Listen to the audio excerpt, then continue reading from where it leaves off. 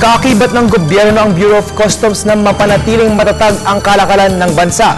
Kaya nga dahil sa tapat at malasakit ng ahensyang ito, umabot na ang mahigit 100 taon ang pagsisilbi ng Bureau of Customs. At nitong Sabado ay pinagdiwang nila ang kanilang ika-111 taong anibersaryo ng pagkakatatag dito sa ating bansa. Narito ang report ni Christine Santos.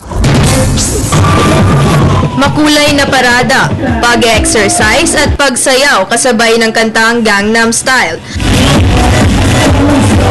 Lahat ng ito ay parte ng selebrasyon ng ika-111 anibersaryo ng Bureau of Customs na may temang pagkakaisa tungo sa maasahang adwana, masiglang kalakalan at maunlad na bayan.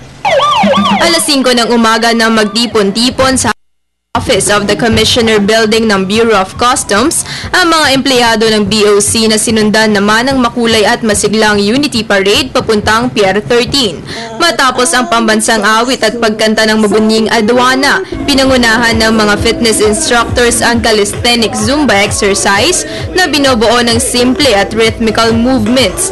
Bilang highlight naman ng selebrasyon, ang mga empleyado ng Customs kasama na si Customs Commissioner Rufy Biazon ay sama-samang umindak sa aliw ng sikat na kantang Gangnam Style.